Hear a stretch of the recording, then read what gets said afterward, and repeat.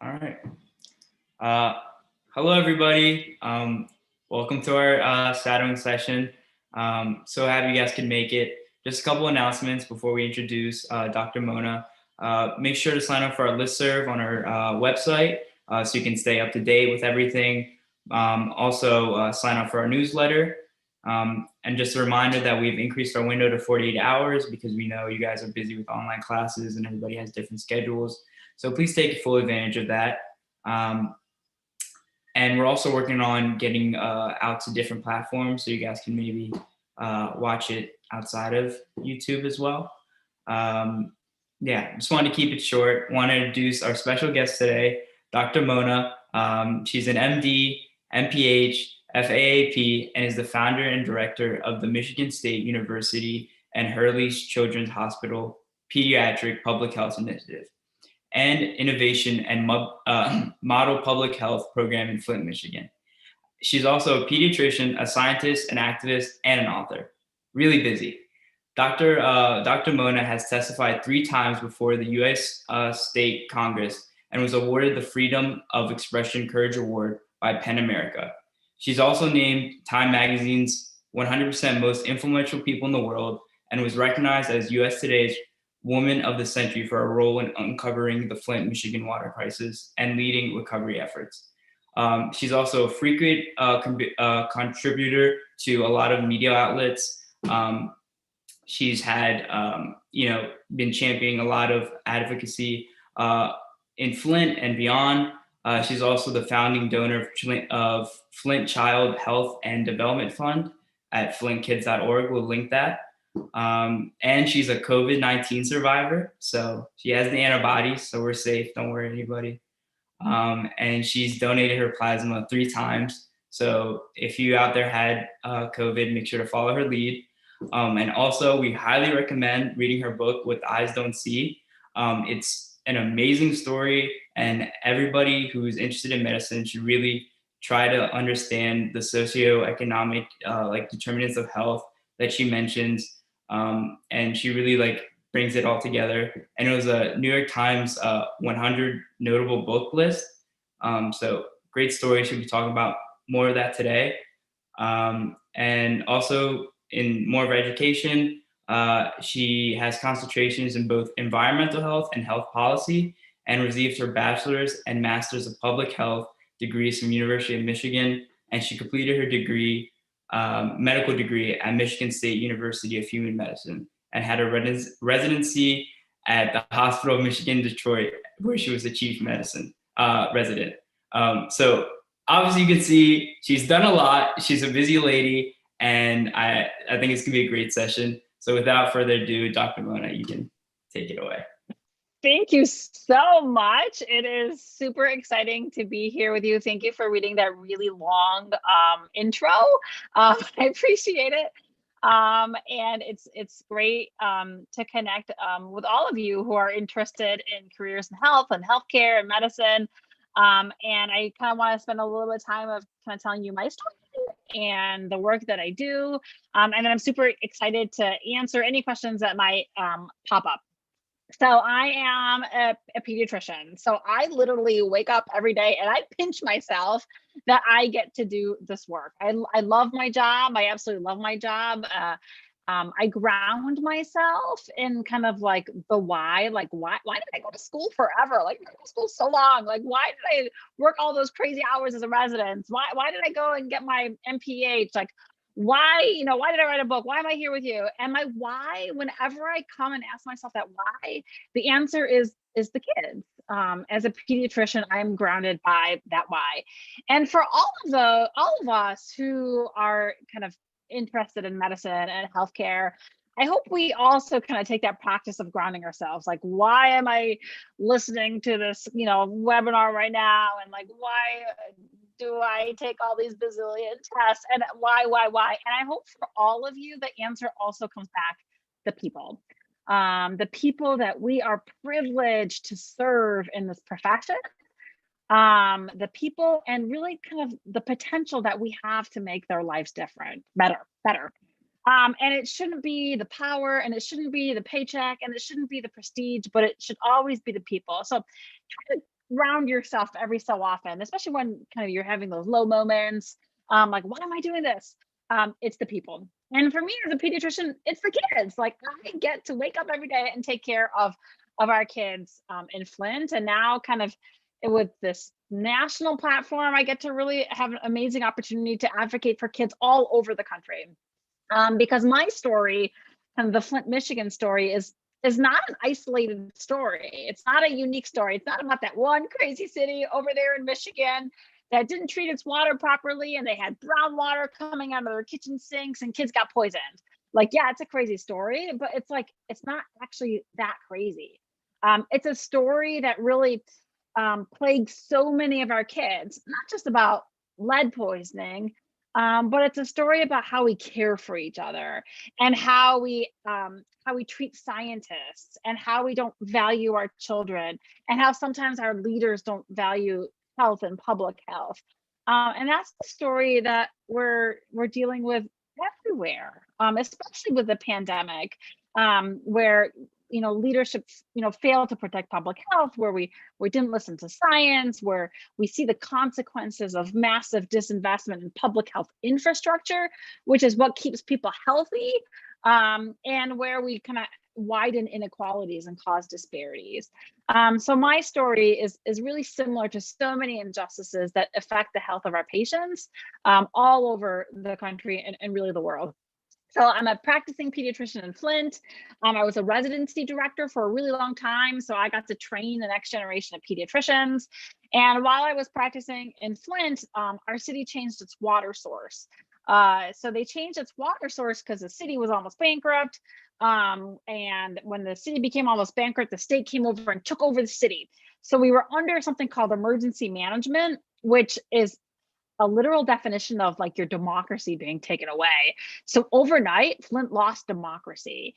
And the city was in charge of folks who weren't elected and they weren't accountable to the public. And they made the decision to change our water source without treating it properly.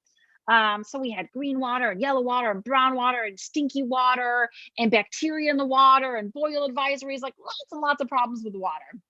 And whenever there was a problem, the folks in charge at multiple levels of government would say, hey, it's in compliance. We did some more tests. Everything's fine. Relax.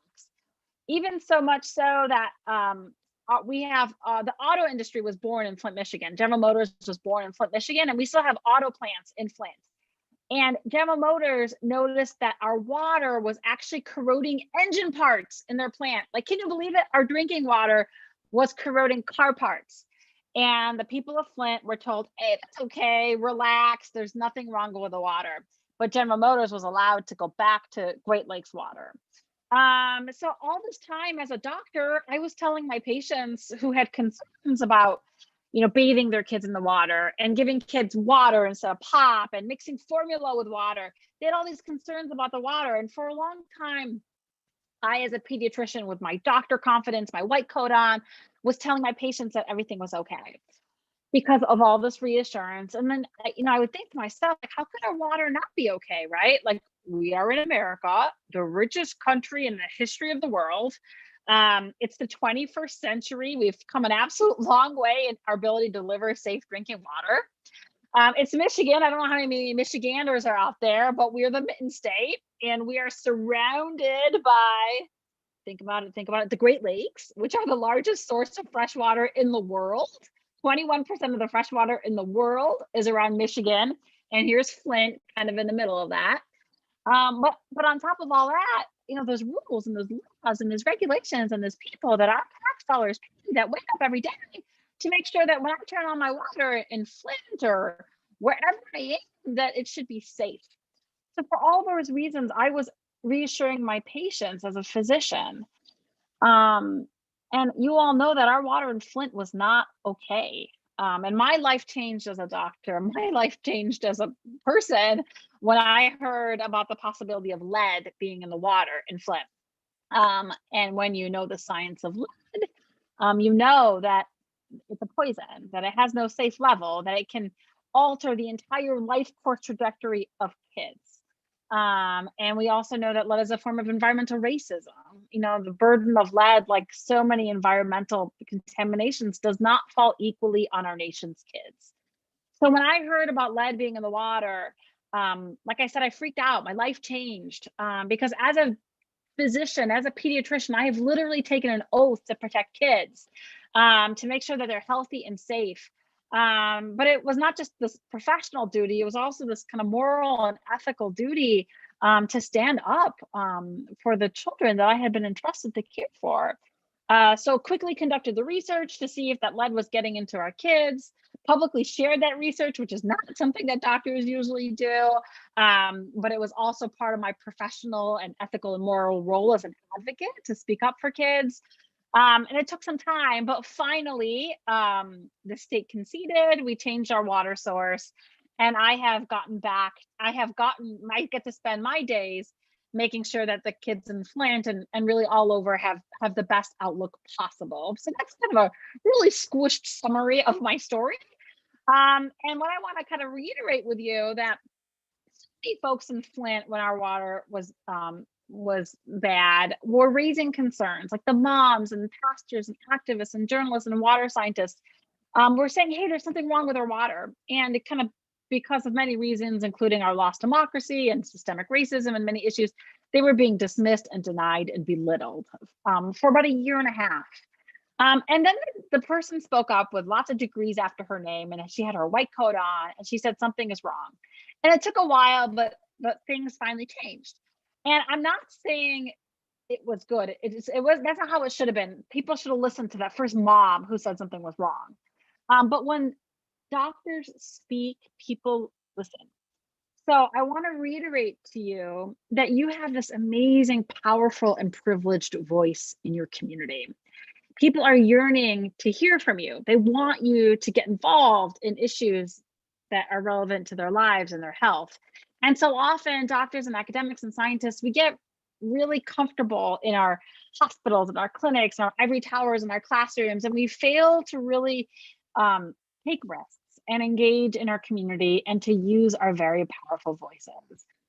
So if there's one thing I hope I can share with you, is that we need you. We can't wait to have you kind of join our workforce, but we need more folks who are grounded in that why, the why of the people that we are privileged to serve, and grounded in the recognition that that you have power and privilege, and that your voice is needed. And I will stop there and look forward to any kind of questions. Well, first of all, Dr. Hanna-Attisha, I'd like to thank you so much for coming out here. I mean, your work is tremendous. It's aside from just your local efforts in Flint, you've kind of had a national audience since the onset of the whole crisis in Flint, and thankfully you've played a huge part in overturning that for the children. Now, you mentioned earlier that you quickly conducted some research on the water levels. What kind of led you to do that research, and what did that research look like, and who funded that? Did you get any funding from the state or from any private entities? Because I feel like that would be a difficult place to get funded from a government entity. Yeah, so when I heard about the possibility of lead being in the water, I knew that if I was going to make a difference in the story, that I would need science and data in my pocket, that I would need the proof that kids were being harmed. So my research looked at the blood levels of children. And as pediatricians, we routinely screen kids for blood lead. And those levels go to state and county health departments as part of larger surveillance systems. So this is one of the differences between medicine and public health. Like, I'm just one doctor in one clinic, and I can tell you how my patients are, but I can't really tell you how a population is doing. That's why we need public health. That's why we need things like surveillance systems. So there already are these surveillance systems that track and trend things like flu and COVID, but also lead levels in children. And I first tried to get access to that data to do the research, like what's going on with the surveillance data, like how are the population of kids doing who have had their blood lead tested. But that was at the governmental level, and they didn't want to share with me. They didn't want to give me that information. So then I'm like, oh my gosh, how am I going to find out how the kids are doing? So then I quickly turned to my hospital system's EMR, my electronic medical record. And I'm like, thank God we had shifted electronic, and it was really easy to pull the data from our hospital of children's blood levels that we processed. But obviously we went through all the necessary research protections like the IRB and everything that you need to do when you conduct research ethically.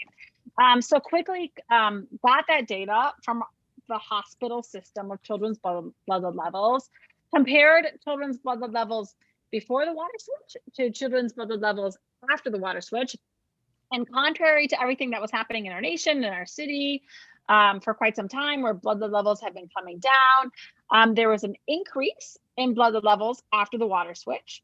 And it was worse in areas where the water lead levels were the highest in the city. So we did some really cool mapping.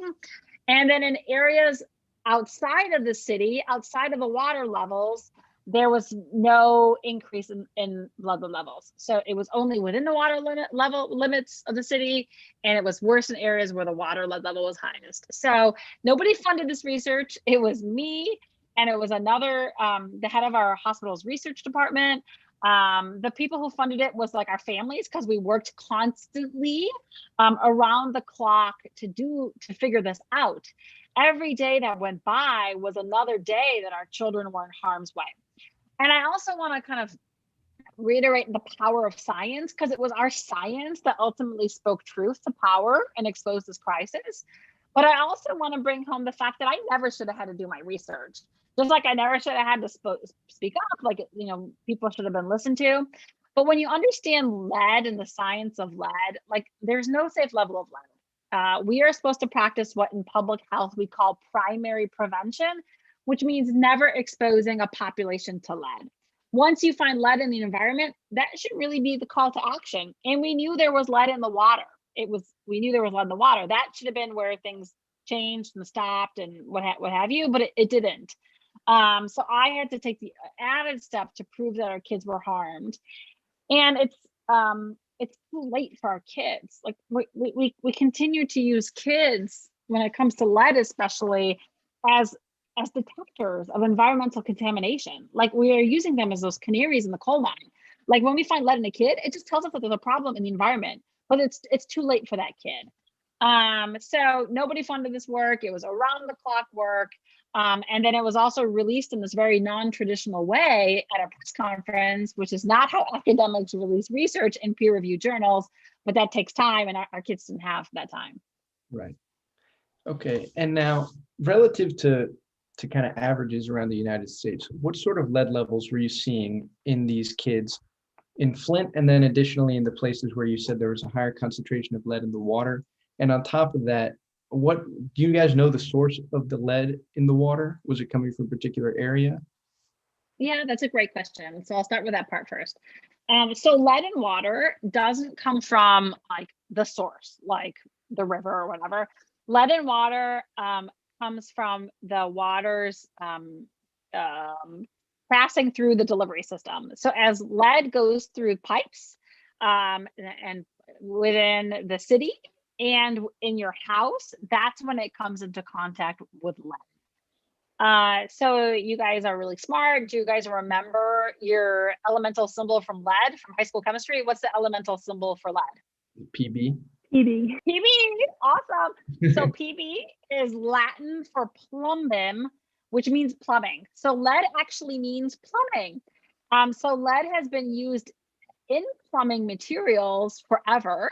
The Romans built their aqueducts from lead plumbing. If you go to like Pompeii, you can see the lead pipes preserved. And there's actually strong theories that hypothesize the demise of the Romans is because they used so much lead. So we've known about lead's badness for a really, really long time. But as a nation, just like in many things, we were stubbornly slow to listen to science. And we did not restrict the use of lead in plumbing for a long time. So service lines are the pipes that go from your water main to the front of your house. Lead wasn't restricted in those pipes until 1986. And lead wasn't restricted in fixtures, like brass fixtures and faucets, till 2014. Like, isn't that crazy? That's crazy. Lead is poison with no safe level. Yet it is the straw that we drink our water from. So just a failure of society to protect our most vulnerable children. So there's lead plumbing everywhere, especially in older cities and especially in the Northeast and Midwest. So lead in plumbing is ubiquitous, and now lead means plumbing. So the lead in the water, I want to first talk about the lead in the water levels. So the EPA has something called a maximum level contaminant goal, which is 0 parts per billion. That respects that there's no safe level of lead. But they don't have something called an action level until 15 parts per billion. It's not a health-based standard, but that's when water systems are supposed to do something. The FDA, which regulates bottled water, has an action level of 5 parts per billion. So the regulatory levels are also outdated. But we had lead in water levels in Flint in the hundreds and thousands of parts per billion. There was a home in Flint with a lead level of like 22,000 parts per billion.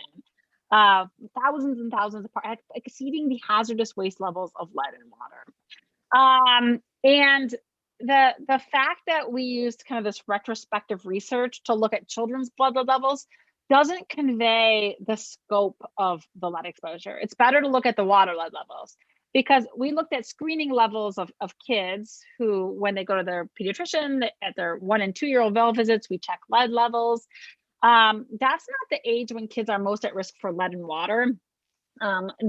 We screen kids at that age because that's when kids are most at risk for like lead paint and lead dust and lead soil exposure, because developmentally, that's when kids are crawling and walking and have a lot of hand to mouth behavior. They put everything in their mouth.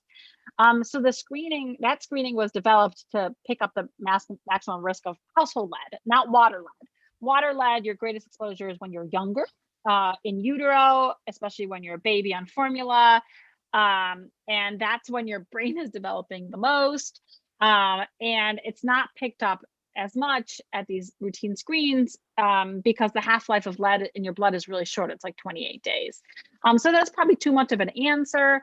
But the lead levels that we saw were all over the place in the blood, but an underestimation of exposure. We should really focus kind of on what was in the water. And I think details here are great, because that gives people a better idea of kind of what we're looking at and what you dealt with. And now you keep mentioning that lead is a poison, and 0 parts per billion is really bad for you. What does it look like? What does lead poisoning look like in children? What kind of symptoms do they show up, and what kind of long-term effects do they have?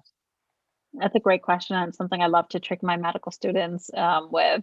So I'll ask my students, like, I might ask you guys, what do you think lead presents with? You guys can answer. Learning disabilities.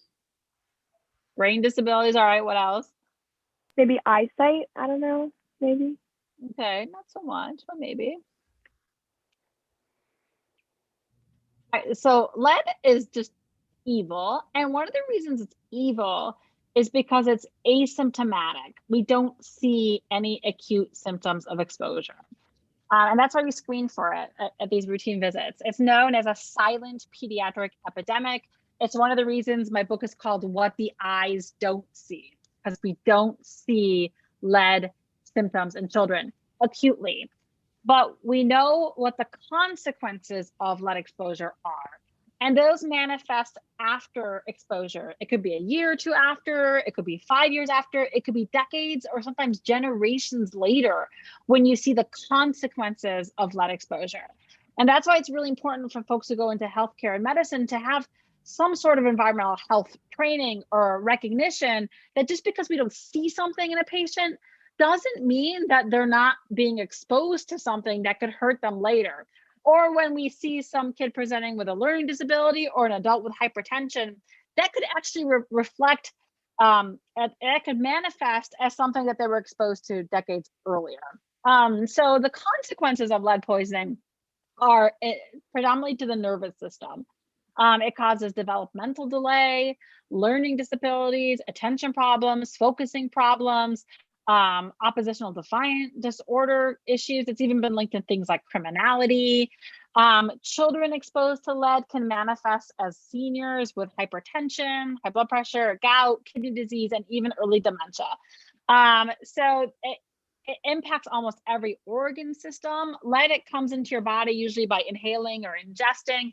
It is in your blood for just a short period, but then settles in your skeletal system, in your bones, where it can last for decades. And then in periods of high bone turnover, like growth or pregnancy or stress or poor nutrition, it can come back out of your bone stores and cause neurotoxicity all over again.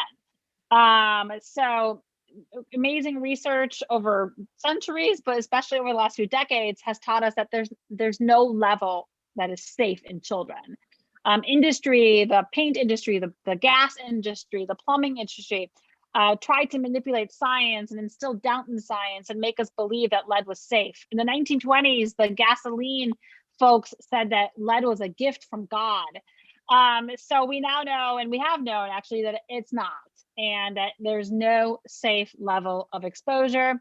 And tons of great research has been done on its impact, especially on neurodevelopment.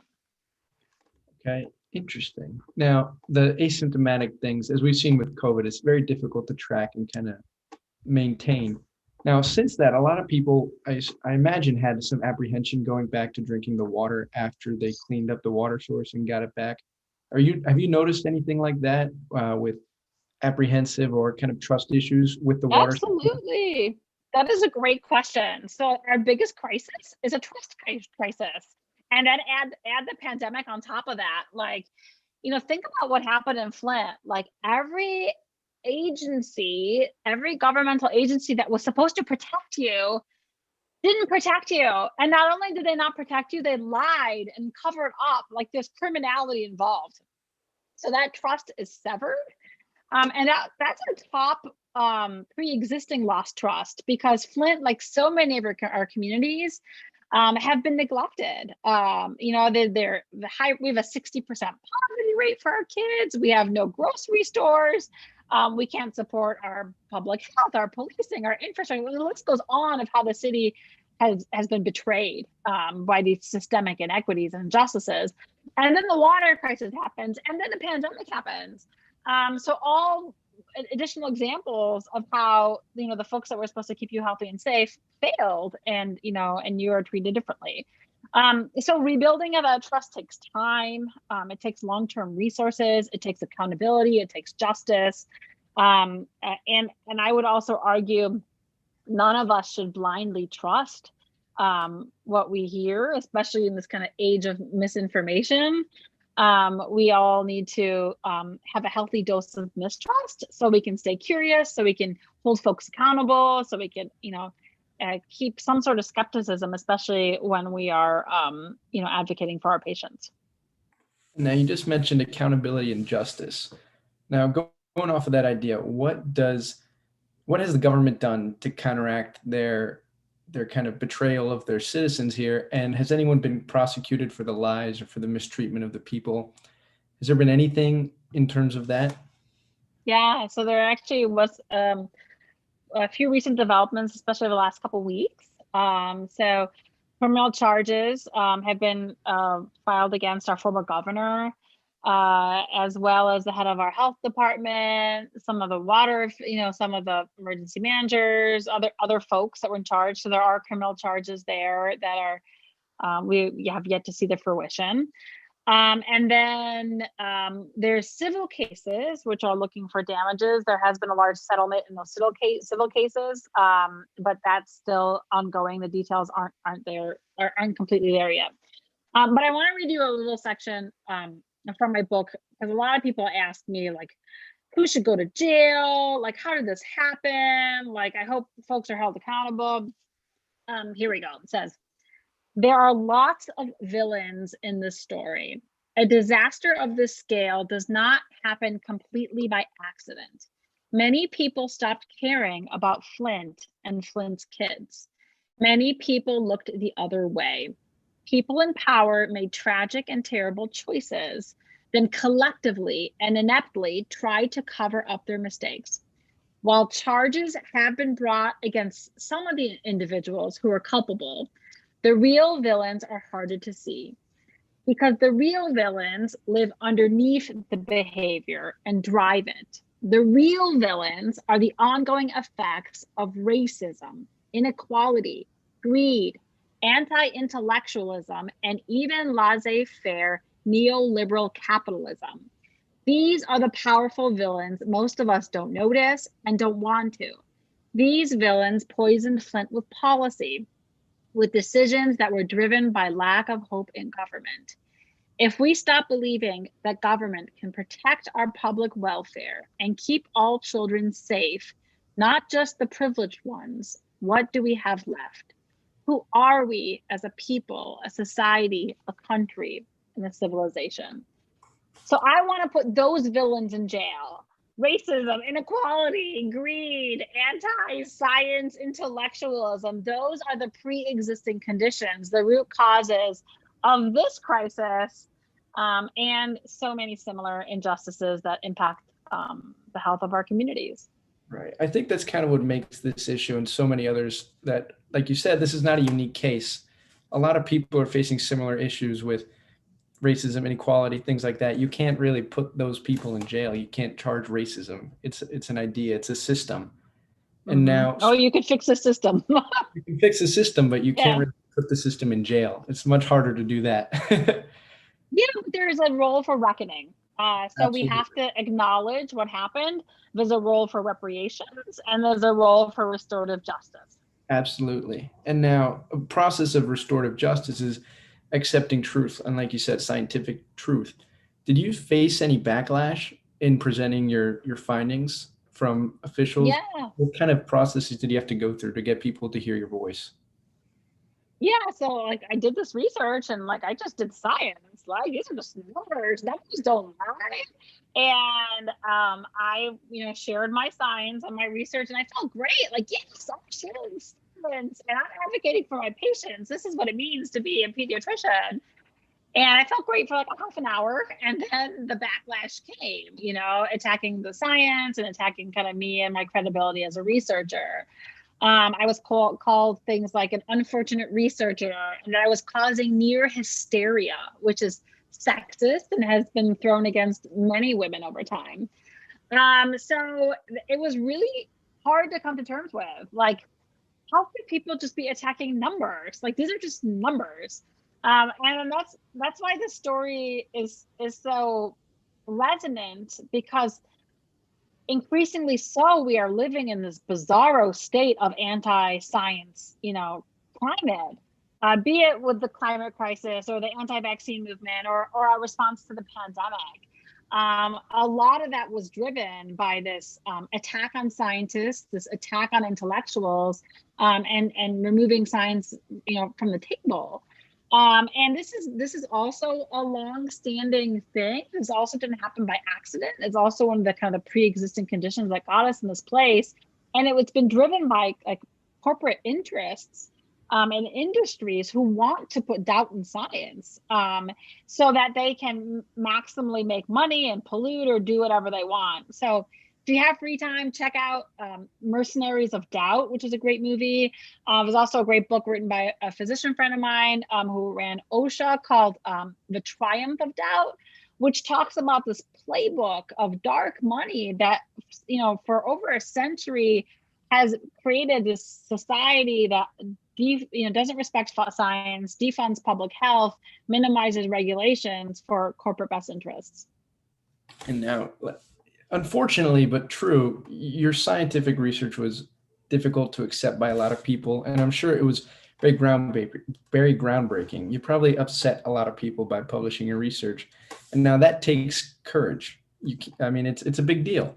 So what kind of things did you have to do to build that courage to release that? What motivated you to put your career on the line to some degree to publish this research? Yeah, it was my kids. So it was being grounded in that why. Every single kid I take care of is a recharge. It's like an energizer. It's an inspiration. That's what keeps me going. And when I was under attack, I felt tiny. I felt defeated. I began to second guess myself until I began to realize quite quickly that my research wasn't just numbers. Every single number represented a child, a kid I'd probably seen and cared for in the last year. I knew them, I'd examined them, I had listened to their heart and lungs, I plotted their growth charts. I knew these kids. And even if I didn't know them, this was about kids. And it was almost as if they like jumped out of my spreadsheets and lifted me up and gave me the courage to keep going. So when we are able to ground ourselves in our why, it gives us a strength and it gives us an energy and a purpose to our work. Right. And you mentioned your why at the beginning of your presentation, and you just proved it even further. Now I'm interested, why specifically pediatrics? Kind of what drove you to this field? Children as your why? It is the best specialty ever. So it's super fun. I love it. I love it because it's all about prevention. It's all about connection. Part of my job description is advocacy. That's another reason I was drawn to it. Any medical specialty is probably the most connected to public health. I love taking care of individual patients, but then I get mad when I'm taking care of asthmatic after asthmatic and I can't address air quality, or I'm taking care of a kid admitted with a gunshot injury and I can't also address why we have so many guns out there, or kids with lead poisoning, and then the need to like testify in Congress for stronger lead and water regulations. So being a pediatrician allows you to be in all those spaces, so that, it's not so much about the patient in front of us today, but it is about the promise of those children. It is about what they will become in 5, 10, 15, 20 years. And pediatrics is this critical intersection where you can play a tremendous role. It also really respects the science of what we now know about development, like especially early childhood has this it's a really amazing window that if you can buffer kids from adversity in that window, it really can impact their whole life course trajectory. The more bad things happen to kids early on in life, in a very graded and predictable way, are what influences who's admitted into the hospital as seniors, your rates of chronic diseases, and even things like life expectancy. So there's a lot of awesome that you can do in pediatrics. So for many reasons, that's why I went to the profession. I also start my book with a story of how I was cared for when I was a kid. I was in a car accident. I was cared for by a doctor that, had dark hair and kind of looked like me and told me I was going to be okay. And I think that was also one of the reasons that I was inspired to kind of go into pediatrics, to make sure that kids were also going to be okay. Looks like as a pediatrician, you get to be the source of a lot of good in people's lives. Just being a constant provider for the children there. Now, you also mentioned you're exposed to a lot of bad, specifically from public health perspectives, environmental health perspectives. Do you see a future in for you advocating for better air quality or increased gun control, other social determinants of health? Yeah, that's kind of the privilege that I've been able to have over these last few years, kind of really pressing state and national buttons to talk about so many other poisonings that our kids are exposed to, be it child poverty or lack of nutrition or safety net programs, or it's child separation. Like the list goes on of how increasingly I've been able to advocate for lots of things related to children. So I love being in that space. I'm going to continue to be in that space as long as people keep listening to me. Writing a book has also enabled me to kind of reach an audience I never would have thought of, like hundreds of thousands of people who've now kind of been engaged in a story that was written in a very layperson voice to increase the audience of folks who also want to make kind of this nation better for our kids. And part of you making this nation better for our kids is the Hurley Children's Hospital Pediatric Public Health Initiative. So I don't think a lot of our viewers know about that. Do you mind expanding a little bit on what kind of work you guys do there and what you're doing to make Michigan a better place? I would love to.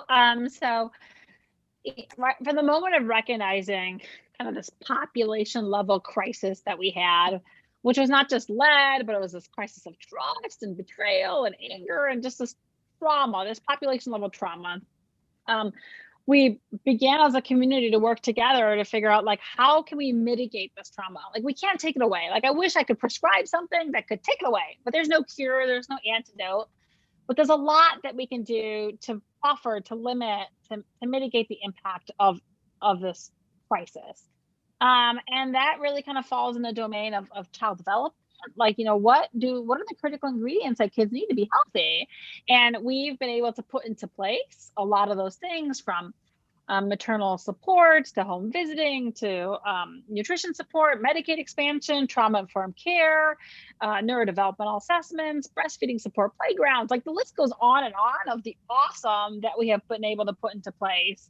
And I get to do this in the capacity of my initiative that I run. It's called the Pediatric Public Health Initiative. It's a merger of medicine and public health. We dip into advocacy and policy and evaluation. We're still very much academics, so we do a lot of kind of research.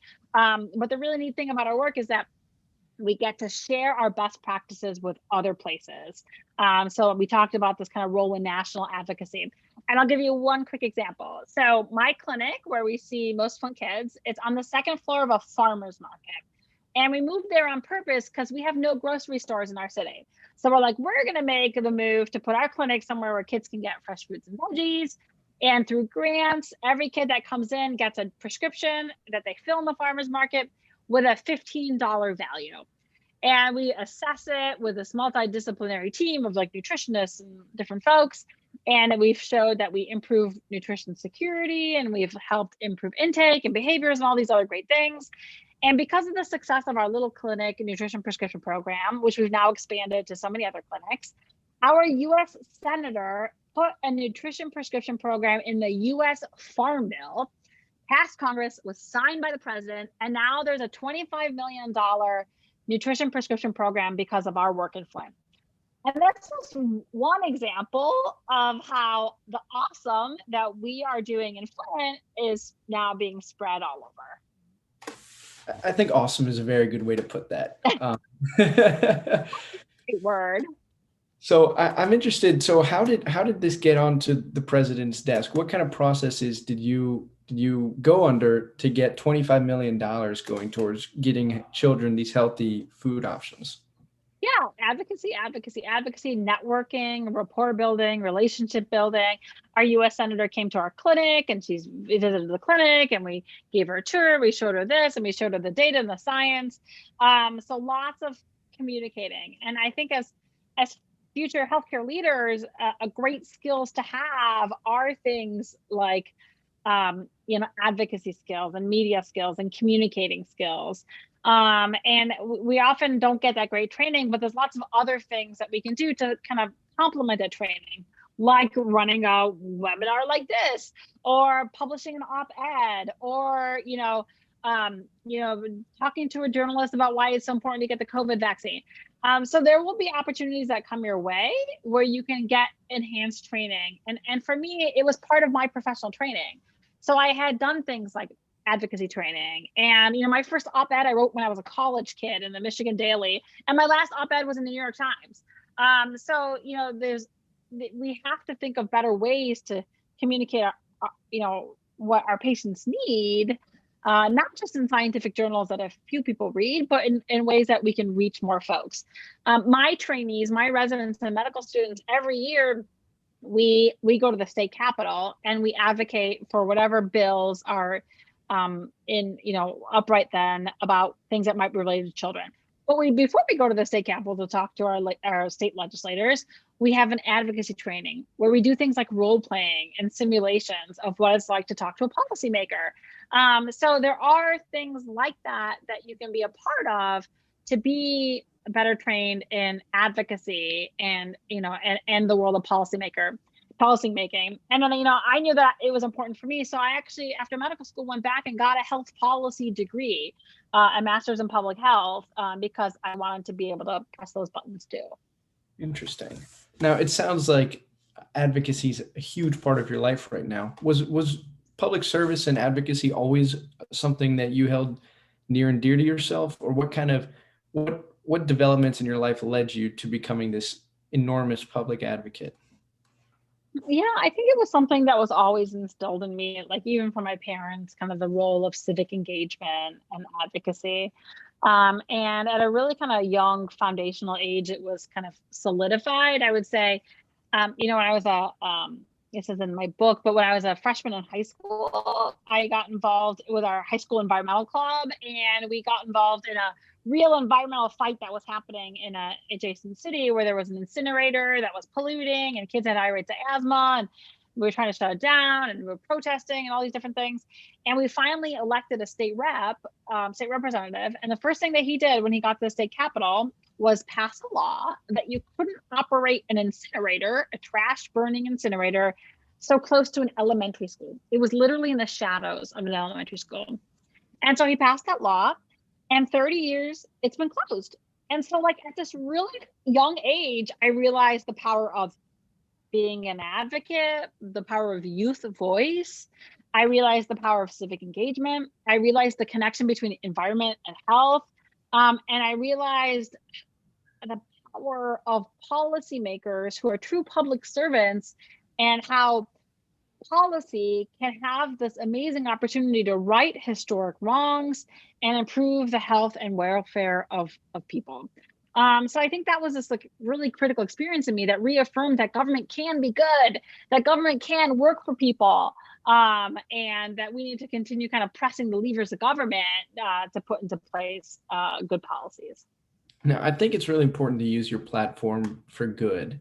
And now part of your platform is also your patient base, right? And that's good.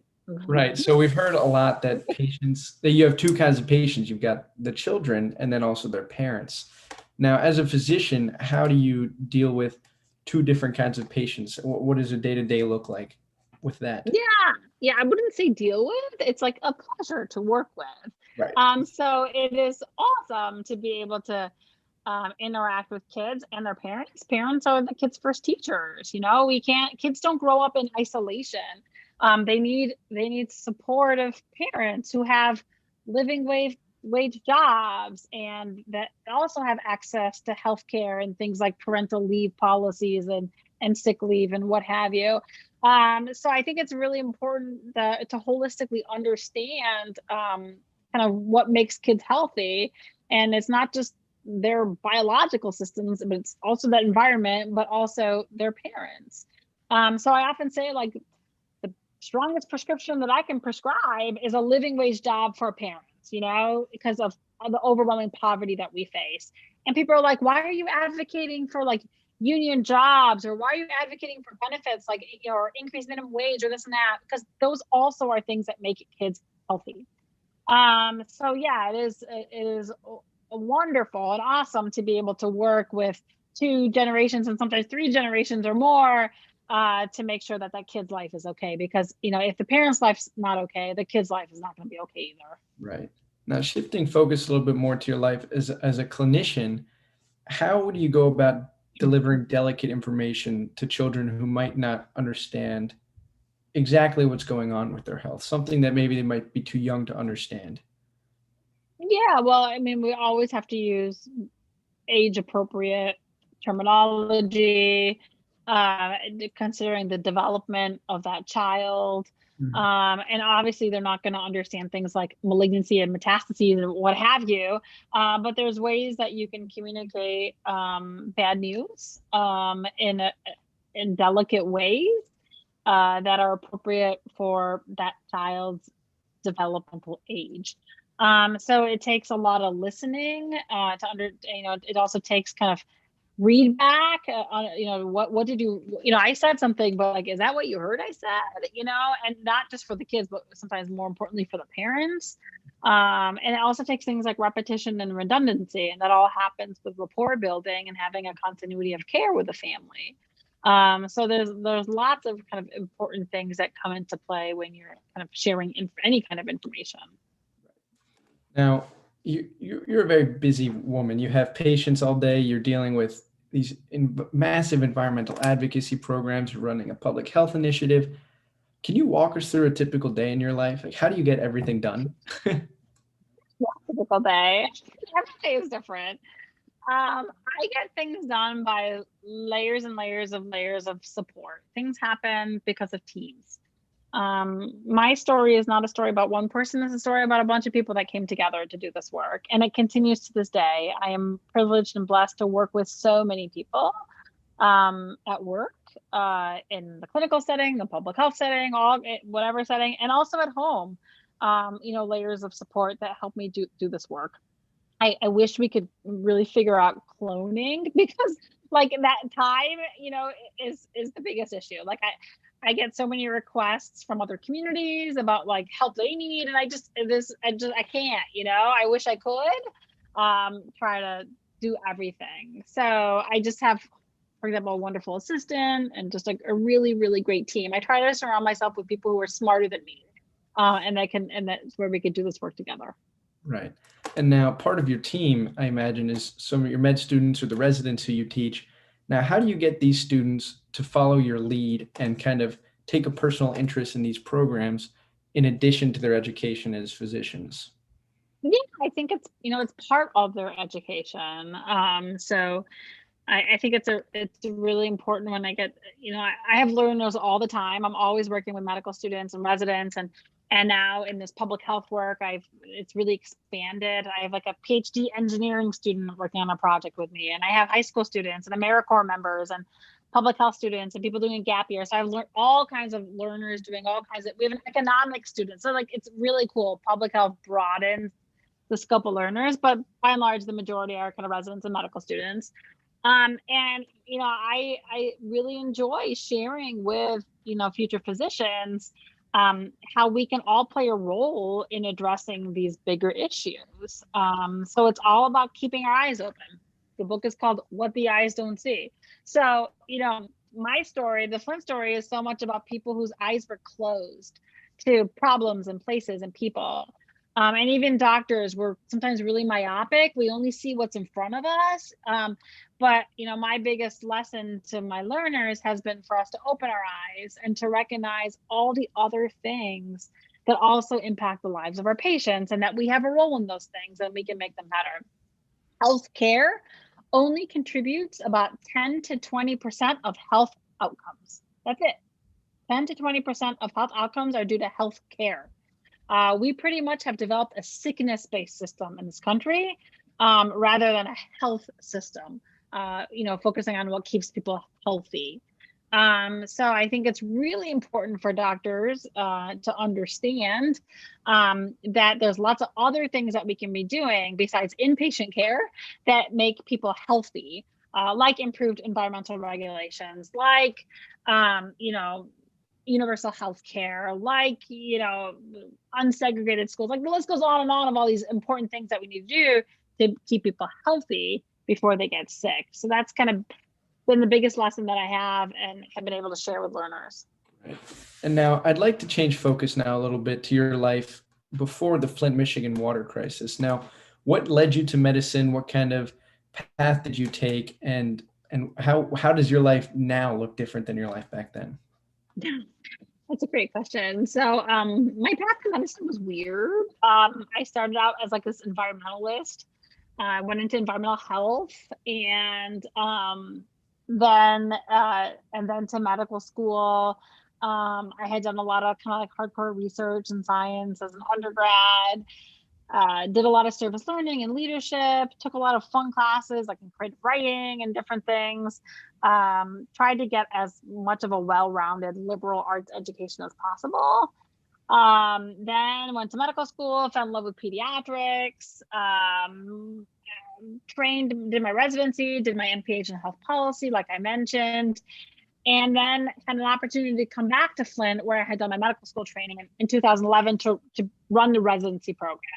I've always been an academic. So I've always been an academic pediatrician with a university affiliation, because I've always loved, interacting with learners and teaching. When you are a teacher, your impact, just like with children, is multiplicative, because it's not just about my career as a doctor, but it's also about your career as a doctor, which is going to be a lot longer than my career, because I'm going to retire soon. Just kidding.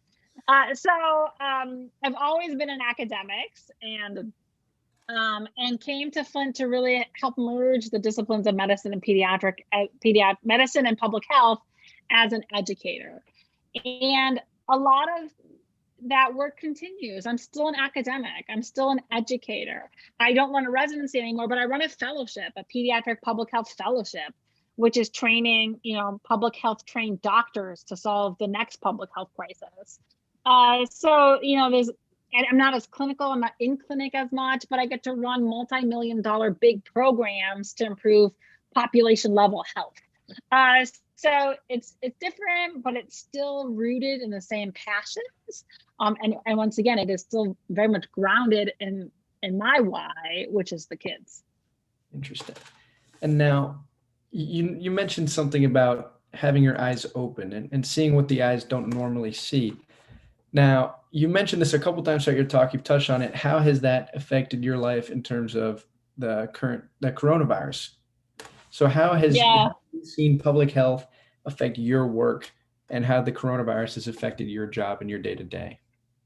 I think what happened with COVID has been awesome. So, and bear with me here because you're like, oh, why is she saying that? Because the same lessons that we learned in Flint, the nation's learning now with the lessons of good governance that values public health, the respect for science, the need to invest in public health infrastructure, the role of inequities. So like those are some of the biggest lessons we learned in Flint. And now the nation is learning those lessons because, hey, when we have leaders in charge that don't care about public health, bad things happen. When we don't listen to science, people die.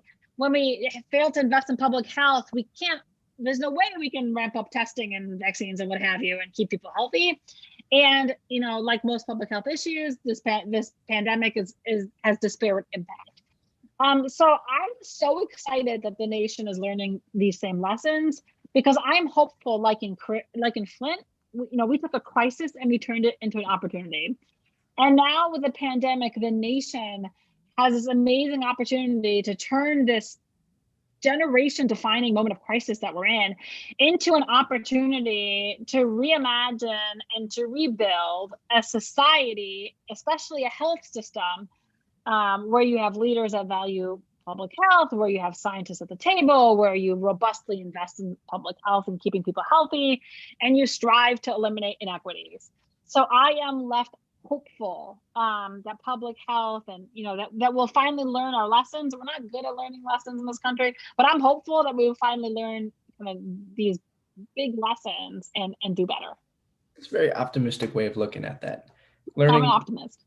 I can tell. Learning about the science, understanding the science, listening to the scientists. Well, Dr. Hanna-Attisha, I think that's all the time we have for questions. Thank you so much for coming on. We appreciate your time. You've done great things for our country. You're helping everyone out here learn a little bit more about your work. We really appreciate it. Thank you. Awesome. Thanks for having me. Stay safe, wear a mask, get a vaccine. Can't wait for you guys to join me in this awesome workforce. Take care. Appreciate it. Thank you so much. Thank you. Thank you. Bye, guys. All right, to all our viewers, make sure to fill out the quiz.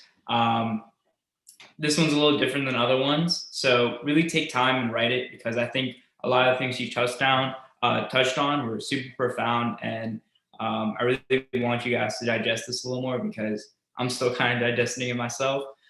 Just a couple reminders: sign up for our email list, follow our Instagram for updates. Make sure to like, subscribe, and join us next week when we have Dr. Michael Bowen, an orthopedic surgeon, joining us. So see you guys next time.